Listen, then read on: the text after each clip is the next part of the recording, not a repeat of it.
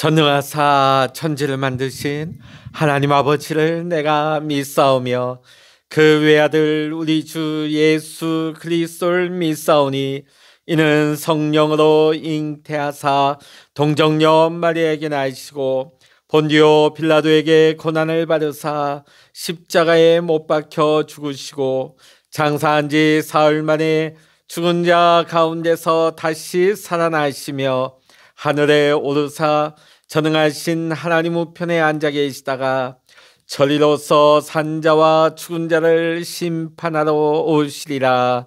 성령을 믿사오며 거룩한 공예와 성도가 서로 교통하는 것과 죄를 사하여 주시는 것과 몸이 다시 사는 것과 영원히 사는 것을 믿사옵나이다. 아멘. 찬송가 315장입니다. 찬송 315장입니다. 내 주 되신 주를 참 사랑하고 곧 그에게 죄를 다고합니다.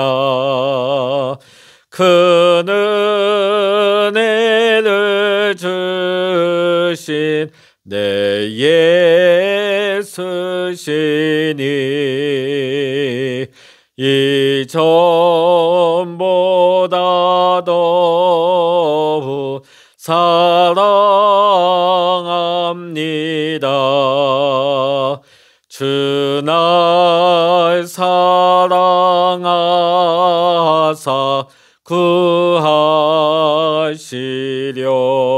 구하시려고 저 십자가 고난 당하셨도다.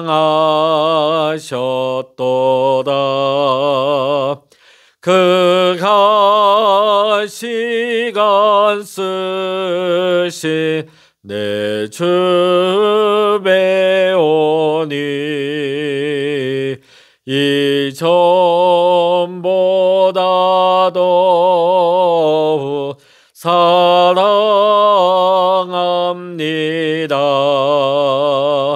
내 평생에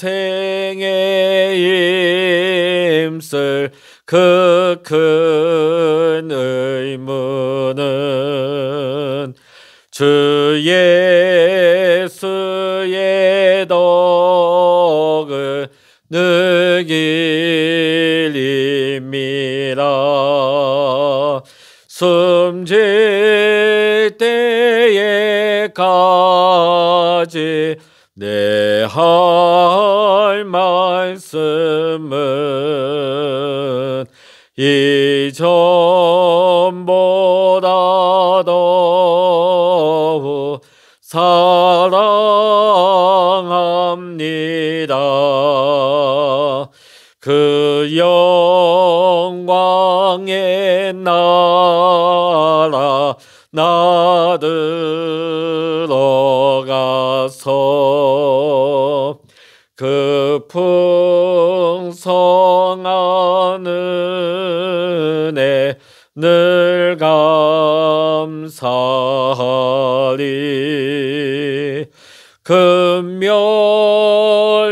금멸유관 쓰고 나 찬송할 말 이전보다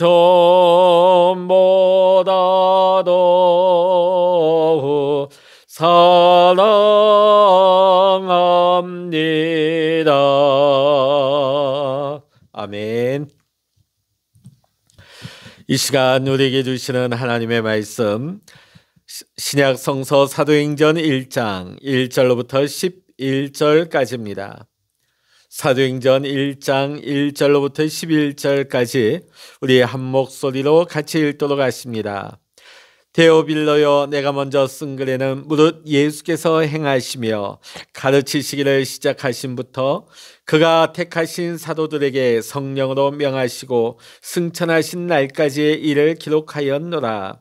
그가 고난받으신 후에 또한 그들에게 확실한 많은 증거로 친히 살아계심을 나타내사 40일 동안 그들에게 보이시며 하나님 나라의 일을 말씀하시니라.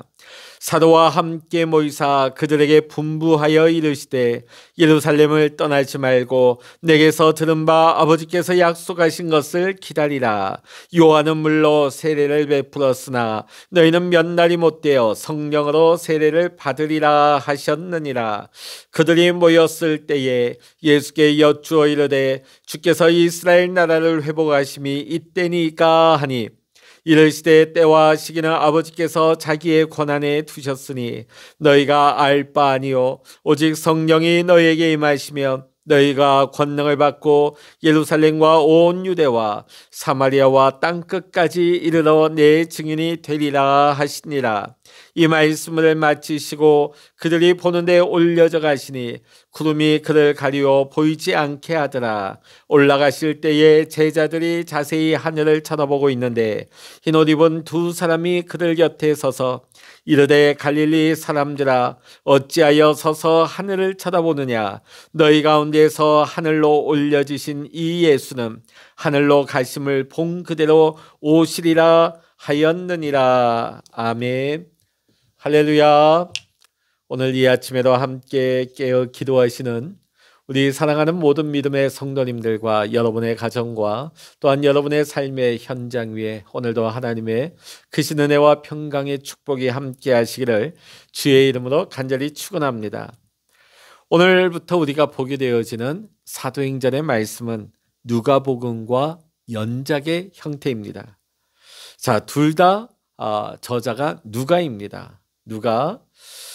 누가복음이 예수님의 출생과 사역 그리고 부활에 대한 증언이었다면 사도행전은 예수님의 승천 이후에 복음 전파를 위한 사도들의 행적과 복음이 유대에서부터 이방까지 퍼져나가는 과정을 상세하게 증언하고 있는 말씀이 됩니다. 사도행전은 모두가 28장으로 구성되어집니다. 사도행전 전반부에 주된 인물은 사도 베드로, 여기에다 한 명을 더 첨가한다면 사마리아 지방에 복음을 전했던 집사 빌립을 들 수 있습니다. 후반부에 주된 인물은 우리가 잘 아는 사도 바울을 들 수가 있습니다. 오늘 사도행전에 가장 먼저 시작되는 문구가 무엇입니까? 데오빌로여, 데오빌로여. 자, 이 데오빌로는 누구냐면 사도행전의 이 편지를 받는 이 글을 받는 수신자가 되는 것입니다. 누가가 데오빌로에게 누가복음을 서술해서 이 데오빌로에게 전할 때는 그 호칭이 데오빌로 각하였습니다. 요즘은 우리가 이런 존칭을 쓰지 않지만 옛날 우리가 군사정부 때 우리 권위주의 시대 때는 꼭 대통령 앞에 각하를 넣습니다. 각하. 자, 그러면 아무에게나 이 각하를 붙이지 않죠. 적어도 총독 정도의 어떤 고관의 위치가 되는 사람에게 각하라고 호칭을 붙일 수가 있는 것입니다. 자, 그런데 누가복음에서는 데오빌로 각하 이렇게 존칭을 했는데 사도행전에서는 데오빌로라고만 밝히고 있습니다. 자, 우리가 이것을 통해서 우리가 하나 유추해 볼 수 있는 것은 누가복음을 읽을 때는 데오빌로가 그리스도인이 아니었지만 이 사도행전을 읽을 때는 이미 데오빌로가 그리스도인이 되어서 이 사도 누가와 함께 그리스도 안에서 한 형제가 되었다 하는 것을 우리가 유추해 볼 수 있는 것입니다. 자, 분명한 것은 데오빌로가 당시 굉장히 높은 직위에 있는 사람이었다. 자, 그러나 자세하게 그가 어느 지역에 어떤 직위를 가진 사람이었는지는 더 이상 우리가 성경을 통해서는 알 길이 없습니다. 사도행전을 우리는 액츠 이렇게 우리는 부릅니다. 액츠. 자, 이것은 액츠는 액트라고 하는 동사의 명사형 액션이라고 하는 단어가 있음에도 불구하고 액츠 이렇게 부른 것은 하나님의 뜻에 순종한 사람들의 역동적인 모습을 그리고 있는 말씀이 바로 이 사도행전이기 때문입니다. 지금 사도 누가는 사도들의 행적을 처음부터 끝까지 책상에 앉아서 그냥 머리로만 연구해서 쓴 것이 아닙니다. 매일같이 사역의 현장 가운데서 이 사도 누가는 이 사도행전을 기록한 것입니다. 그러다 보니까 어떤 한 번의 행동 또 어떤 한 사람의 행동으로 끝나는 것이 아닌 것입니다. 그래서 단수 액트가 아니라 복수 액츠 이렇게 묘사가 되고 있습니다. 사랑하는 성도 여러분, 우리의 믿음도 우리의 가정 또 일터, 학교 아니면 우리 또 사회의 어떤 공동체 모임 우리의 삶의 현장에서 우리가 드러나야 되는 거예요. 뭐가 드러나야 됩니까? 우리의 믿음이 드러나야 되는 것입니다. 내가 그리스도인이라 하는 것이 교회나 어떤 그리스도인들의 모임 안에서만 나타나는 것이 아니라 우리가 세상 가운데 살아가는 삶의 현장에서 그것도 그리스도인이 아닌 사람들 앞에서 우리는 그리스도인임을 또한 우리의 믿음이 그들 앞에 드러나야 하는 것입니다. 제가 먼저 말씀드린 것도 사도행전 전반부는 사도 베드로 또 후반부는 사도 바울을 중심으로 기록된 말씀이라 이렇게 말씀을 드렸습니다. 자, 그런데 사도 베드로에게도 요한, 마가 이런 사람들이 있었다는 거예요. 옆에서 같이 협력하고 돕는 다른 사도들이 있었고요. 또 사도 바울에게 있어서는 바나바, 실라, 디모데, 누가 이런 동역자들이 있었습니다. 특히 사도행전과 서신서를 우리가 자세히 한번 살펴보게 되면 사도 바울 곁에는 약 80여 명 정도의 믿음의 사람들이 함께했다, 함께 동역했다 하는 것을 우리는 알 수가 있습니다. 만일 그들이 없었다고 한다면 오늘 우리가 아는 사도 바울의 사역이 있었을까? 우리는 그게 참 어려웠을 것이다. 지금 이름이 일일이 다 열거되지 않지만 이 사도 바울과 사도 베드로 곁에는 함께 동역하는 믿음의 일꾼들이 있었다는 것입니다. 우리도 믿음의 사람들과 같은 믿음의 길을 걸어가면서 우리의 삶이 오늘 이 시대의 사도의 행전적인 삶이 되어야 할 줄로 믿습니다. 그러니까 사도행전은 28장으로 끝나버린 것이 아니라 오늘 우리가 살아가는 믿음의 발걸음 우리의 살아가는 모든 흔적들이 오늘 새로운 사도행전 29장이 되는 줄로 믿습니다.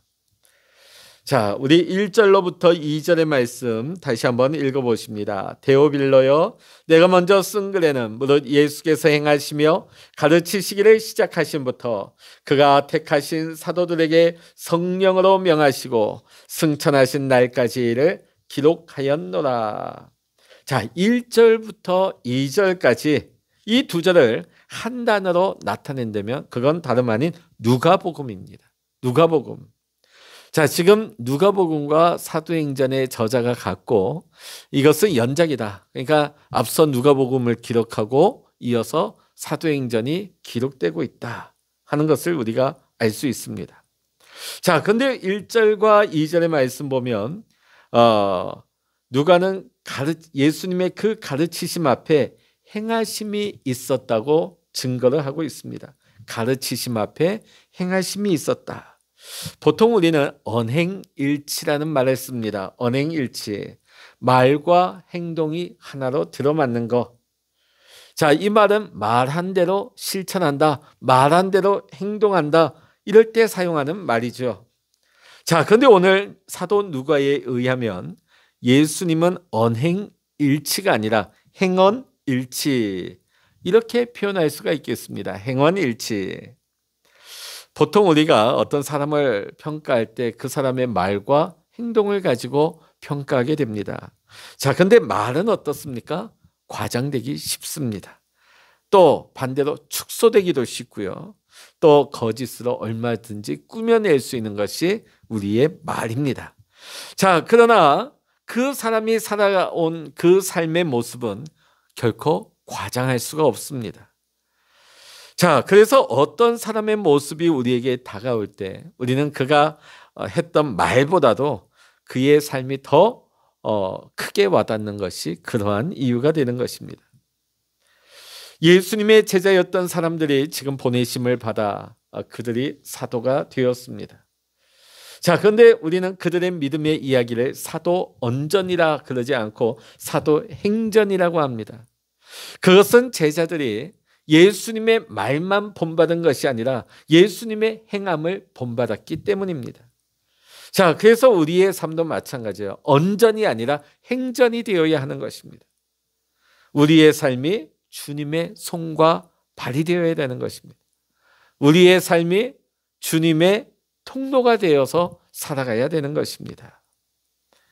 또한 예수님께서는 행하시기만 하신 것이 아니라 가르치시기도 하셨습니다.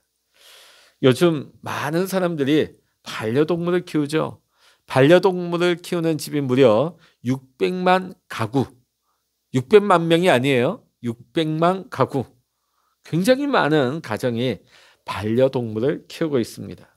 자, 그런데 우리가 어떤 반려동물들 보면 굉장히 똑똑하게 행동하는 것을 보게 되어집니다. 자, 그런데 반려동물이 아무리 총명하다 할지라도 그가 주인의 뜻을 이해하는 것은 지극히 일부분입니다. 자, 그런데 어떻게 그들이 그렇게 주인의 뜻과 말을 잘 알아들을까요? 다름 아닌 반복 교육입니다. 계속해서 반복 교육을 하기 때문에 우리가 얼핏 보면 말 다 알아듣고 주인이 어떤 것을 원하는지 알아서 착착착 움직이는 그런 것을 보게 되는 것이죠.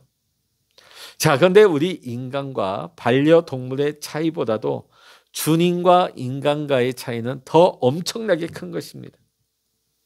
인간이나 반려동물은 다 피조물입니다. 그러나 주님은 창조주 하나님이 되시죠. 창조주가 되시기 때문에 우리 피조물인 인간과는 격차가 커도 너무나 큰 것입니다. 그래서 예수님께서는 사람들을 깨우치기 위해서 집중적으로 말씀하셨습니다. 자, 그러면 어떤 것을 주로 많이 말씀하시고 가르쳤을까요? 예수님께서 이 땅에 오셔서 처음 공생의 사역을 시작하실 때 첫 번째 메시지가 회개하라, 천국이 가까이 왔다. 회개하라, 하나님의 나라가 가까이 왔다였습니다.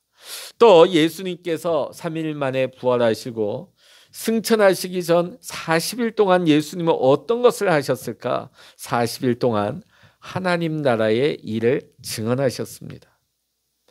사도 바울이 로마에서 가택연금을 당해서 부자유한 몸을 그런 생활을 하고 있을 때 사람들이 이 사도 바울의 가택연금된 그 집으로 찾아왔습니다.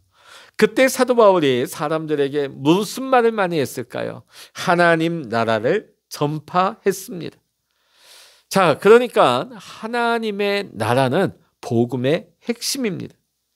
자, 성경 전체의 핵심도 다름 아닌 하나님 나라인 것입니다. 예수님께서는 승천하시기 직전에 사도들에게 이렇게 부탁을 하십니다. 4절과 5절의 말씀 읽어보십니다. 사도와 함께 모이사 그들에게 분부하여 이르시되 예루살렘을 떠나지 말고 내게서 들은 바 아버지께서 약속하신 것을 기다리라. 요한은 물로 세례를 베풀었으나 너희는 몇 날이 못되어 성령으로 세례를 받으리라 하셨느니라. 아멘. 자, 예수님께서 승천하시기 전에 무엇을 당부하십니까?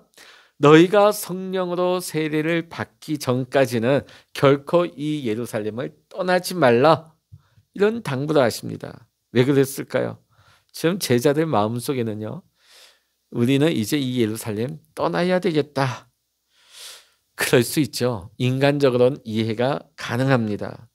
이 예루살렘이 어떤 것입니까? 불과 얼마 전에 예수를 십자가에 못 박으라고 살기 등등했던 그런 사람들이 활개를 치고 있는 것이 바로 이 도성 예루살렘이었습니다. 그러니까 자신들도 언제 붙잡혀서 험악한 꼴을 당할지 알 수 없는 일이죠. 또한 제자들의 대부분 출신이 어디입니까? 이 예루살렘 출신이 아니에요. 대부분이 북쪽 갈릴리 지방의 사람들입니다. 자, 그러니까 이제 예수님이 이 세상을 떠나게 되면 더 이상 이 예루살렘에 남아 있을 이유가 없는 것입니다. 환경도 안 좋고 자신들의 영고도 아니고 말이죠. 자, 그렇다고 해서 이들이 예루살렘을 떠났다면 이 귀한 성령의 은총을, 성령이 임재하시는, 강림하시는 은총을 이들은 경험하지 못했을 것입니다. 또한 부활의 증인이 되지도 못했을 것입니다. 이들은 주님이 약속하신 성령이 강림하심을 기다리면서 기도했습니다. 결국 성령 충만을 받은 후에 그들은 예루살렘을 떠나게 되죠. 예루살렘에 큰 박해가 닥쳐와서 결국은 떠나게 되지만 그것이 예루살렘과 유대와 사마리아와 땅끝까지 주의 복음이 퍼져나가는 계기가 되기도 하는 것입니다. 자, 그런데 지금 예수님이 이 당부를 듣고 있는 제자들은 예루살렘을 떠나지 말라 당부하시는 예수님의 그 뜻을 제대로 깨닫지를 못합니다. 자, 6절의 말씀 보면요. 그들이 모였을 때 예수께 여짜오 이르되 주께서 이스라엘 나라를 회복하심이 이때니까. 자, 지금 예수님이 십자가에 달리셨다가 부활하셨습니다. 자, 그런데도 이때까지도 하나님 나라를 여전히 그들이 꿈꾸는 이 땅의 세상의 나라로 생각하고 있는 것입니다. 로마를 쫓아내고 헤롯을 쫓아내고 우리가 참된 빛을 볼 수 있는 해방되는 세상, 이 세상 땅에 존재하는 나라로 보고 있는 것이죠. 여전히 그 나라에서 예수님이 왕이 되시는 것, 마치 예루살렘에 예수님이 입성하실 때 호산나 종려나무 가지를 흔들고 이 세상의 왕으로 오신 예수님을 환영했던 그 생각을 여전히 가지고 있는 것입니다. 여전히 그들은 이스라엘이 로마 제국의 압제에서 벗어나는데 거기에만 머물러 있는 거예요. 거기에만 관심을 가지고 있는 것입니다. 자, 그러나 예수님께서는 뭐라고 말씀하십니까? 너에게 성령이 임하시면 권능을 받아서 나를 증거하라, 이렇게 말씀하신 것이 아니라 내 증인이 되리라, 이렇게 말씀을 하십니다. 자, 나를 증거하라 그러면 말로 증거하는 것이죠. 자, 그런데 내 증인이 되라 하는 것은 무엇일까요? 말로만 하지 말고 너희의 삶을 통해서 너희의 삶이 언어가 되게 하라, 이러한 부탁의 말씀이 되는 것입니다. 예수님께서 떠나신 후에 이 땅에 남겨진 제자들은 아주 연약해 보입니다. 그러나 그들은 주님의 말씀대로 약속하신 성령이 임하실 때까지 기도하면서 성령님의 임재를 사모하였습니다. 성령의 역사를 기다리는 사람들이었습니다. 결국은 이들을 통하여서 성령이 역사하시고 새로운 시대를 여시는 사도행전의 귀한 쓰임받는 사람이 되게 하신 것입니다. 사랑하는 성도 여러분, 이 시간 하나님 앞에 있는 우리 모두가 우리의 삶이 하나님께서 써가시는 이 시대의 사도행전, 이 시대의 사도행전 29장이 될 수 있기를 주의 이름으로 간절히 축원합니다. 사도행전 액트는 28장으로 끝난 것이 아니라 오늘 저와 여러분의 삶의 언어를 통하여서 지금도 성령의 역사는, 하나님의 나라의 역사는 지금도 기록되고 이루어지고 있음을 여러분 믿으면서 오늘도 여러분의 삶이 하나님 앞에 귀하게 쓰임받을 수 있는, 하나님의 나라를 이루어갈 수 있는 귀하고 복된 우리 모든 믿음의 성도님 다 되시기를 주의 이름으로 간절히 축원합니다. 기도하시겠습니다. 할렐루야. 하나님 아버지, 오늘부터 새벽 시간을 통하여서 우리가 사도행전을 말씀 속으로 우리가 믿음의 여행을 떠나게 하시니 감사를 드립니다. 우리가 사도행전의 이 믿음의 여행을 통하여서 사도행전에 나오는 믿음의 사람들이 가졌던 그 믿음을, 그 마음의 중심을 우리도 갖게 하여 주시옵소서. 그리하여 우리가 이 시대의 사도행전이 되게 하시고 오늘 이 시대의 사도와 같이 하나님이 귀하게 쓰시는 하나님의 일꾼, 하나님의 사람 되게 하여 주시옵소서. 오늘도 우리의 힘이 되시는 하나님과 동행하며 하나님 안에서 복되게 살아갈 수 있는 귀하고 소중한 날이 되게 하여 주시옵소서. 모든 감사와 영광을 주님께 올려드리며 우리 주 예수 그리스도의 이름으로 간절히 기도하옵나이다. 아멘. 찬양하라 내 영혼아, 찬양하라 내 영혼아, 내 속에 있는 것들아 다 찬양하라. 기도하라 내 영혼아, 기도하라 내 영혼아,